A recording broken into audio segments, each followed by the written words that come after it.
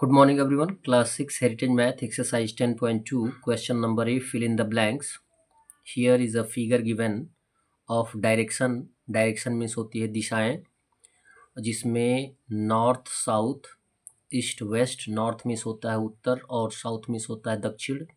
East means होता है पूरब एंड वेस्ट मीन्स होता है पश्चिम. ये 4 डायरेक्शंस दिए गए हैं, जिनके बीचों बीच एक कॉमन पॉइंट भी दिया गया है. अब आते हैं क्वेश्चन नंबर 1 पे.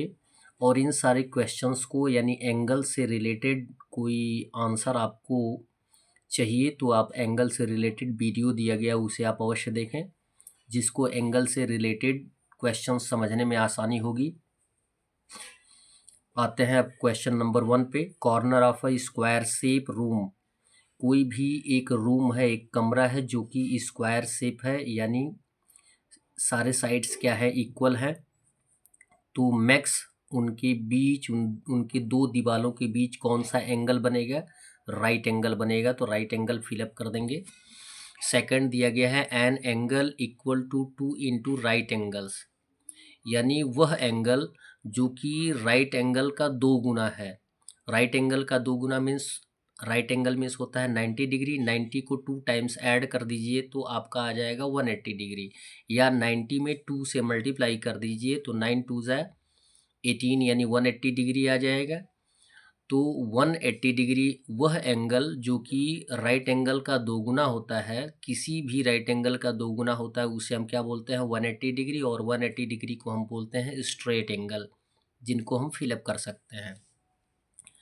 थर्ड दिया गया है the angle between the north direction and the south direction. अब आते हैं फिगर पे कि नॉर्थ डायरेक्शन से साउथ डायरेक्शन पे आने पर कितना एंगल फ्रेम होता है. देखें, नॉर्थ एंगल यहाँ पे है और साउथ एंगल यहाँ है. इट मीन्स जबकि हम यहाँ से स्टार्ट करेंगे और यहाँ को आएंगे तो यहाँ पे 90 डिग्री बन रहा है और यहाँ पर भी कितना बन रहा है, 90 डिग्री. तो 90 प्लस 90 कितना हो जाएगा, 180 डिग्री होगा. तो यहाँ पे फिलअप कर देंगे 180 डिग्री. क्वेश्चन नंबर 4 दिया गया है the measure of the angle when the minute hand moves by 1 minute is equal to. अब आपको बताया जा रहा है कि यदि मेजर किया जाए एक एंगल का व्हेन द मिनट हैंड, जबकि मिनट हैंड यानी घड़ी का जो मिनट वाली सुई होती है वो एक राउंड करती है, एक बार खटका लेती है 1 सेकेंड के लिए. तो उसके बीच कितने का एंगल बनता है, तो बताया जाता है 6 डिग्री का एंगल बनता है. और आपको ये भी बताया जाता है कि ये 1 आवर के घड़ियों के दोनों सुइयों के बीच जो 1 आवर का डिफरेंस होता है, उस डिफरेंस का एंगल जो होता है वो 30 डिग्री का होता है. तो आप ये समझ सकते हैं कि 1 आवर में कितने मिनट्स दर्शाए गए होते हैं, 5 मिनट्स दर्शाए गए होते हैं. क्लियर.